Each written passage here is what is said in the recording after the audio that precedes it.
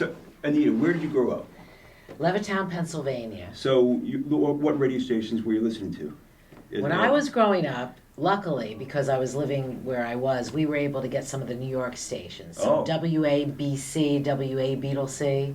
I could listen to that. So this is the height of 60s AM pop. Yes, and then of course, all the Boss Jocks and WFIL. Yeah. And then when I got a little older, I switched to WMMR, and I listened to the Marconi Experience. And this is the early 70s. Early 70s, when I was going to Bucks County Community College. And this was kind of a free-form station It was completely free-form. It was a commercial FM station. Yes. But, it hadn't changed yet. The jocks picked their own music. Were you a Michael Tiersen fan?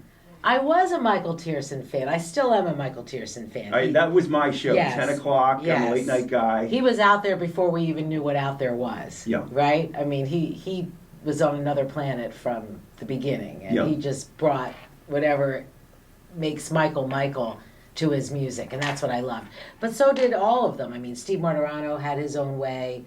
Ed Shockey. Ed Shockey had his own way. I would love to hear air checks of it because I was a young teenager then, and it was so great to me. But you want to go back and see, was it as good as I remembered? You know why it was? Yes, it was because it was so. When you say free form, you have to remember what that really means. You were free to form a mood to make it. All right, I always say, how you know what spaghetti sauce is made out of. Everybody can make spaghetti sauce, but some people are artists. They make it better than others. It's the same ingredients, but the way they mix it up and what they put in the pot makes their better than anybody else. And that's what the disc jockeys were.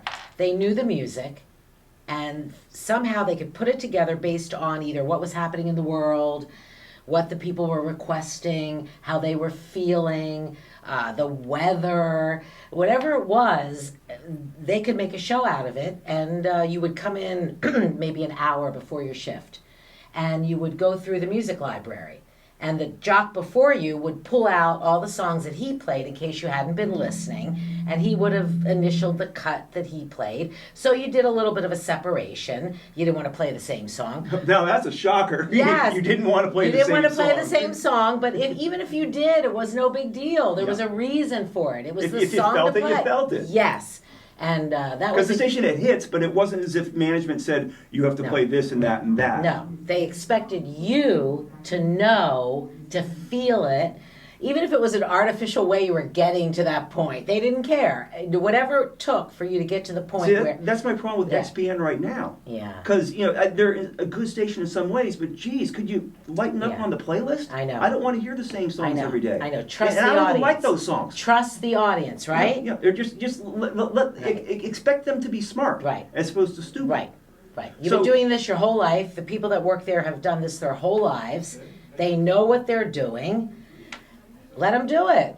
Especially when you do XPN, you don't even have the commercial restraints. Yeah, it's just some guy on top thinking, well, the audience to gain, for us to do fundraising. They have ideas about what the station ought to be. They want to be contenders. Yeah. So they do want to stick to some sort of a format, and in doing so, they start to rule out music. And once you start to rule out music, you're throwing the baby out with the bathwater. There you go. And instead of the highest common denominator, it's the stupidest common denominator. It's not really, I mean, it's still better than the others. Yeah, but it becomes very relative. Right. And then when you hear the same crazy song out of the blue twice in a row, 2 days in a row, it takes the magic away. Well, not only on XPN, you never hear anything ever that would actually challenge you. Well, you say, well, that's different. Right. It's they don't play anything out there. They should be They shouldn't be reactive. They should be leading. Yeah. But they're afraid. Look, because of the dollars that come from the people, they want to do what the people want. They want to be so mass appeal or whatever. But why does it have to be so rigidly formatted? I think it doesn't have to be. I think you can have those big numbers and you can still give them new experiences. Something outside. I agree. I agree. I think that job is gone too. I don't think that job exists anymore. Unless you do it by yourself on an internet station, and you have 4 listeners. But if you're on commercial radio, you can't there's no way that you can, unless you do a specific show, like you do a cover show and you play covers, or you do a show about a specific artist and you Well, where's you go that show? deep. Where's that station? I wish they would let me do one. Yeah. When did you start in radio? 79, I believe it was. So it's sort of past the point where... Well, it was the tail end. Yep. When I was at MMR, well, I started at WCAU FM, and that was Fascinating Rhythm, and that was the disco era. Okay. But my heart was in rock radio. So a year after I started there, I got a job at WMMR. That was my dream. Yeah. And the radio station at that point was still allowing the jocks to pick their own music. Oh. But let's say I got hired on a Tuesday. The week after, they came in with a shot clock, and they call it a hot clock, shot clock, whatever it is, where you have to play a certain amount of songs in a certain amount of time. It became just a job. Yeah. Well, what happened is that the program director was tired of being fired every time the ratings went down. So he employed a guy called a consultant.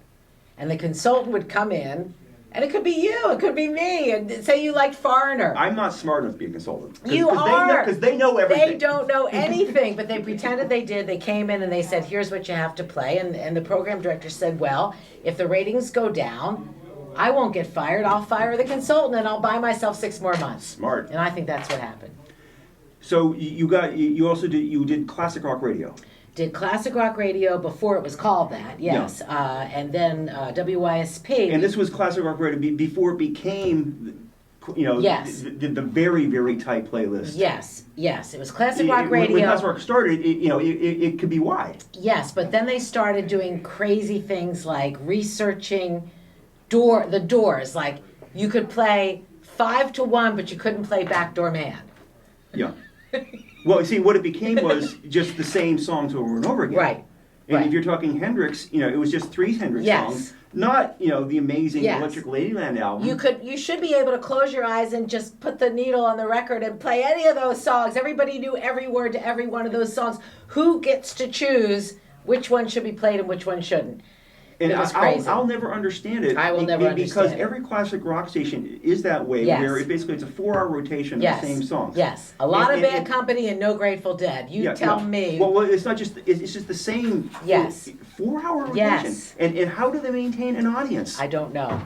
I mean, well, classic rock, the classic rock audience, they don't like any surprises.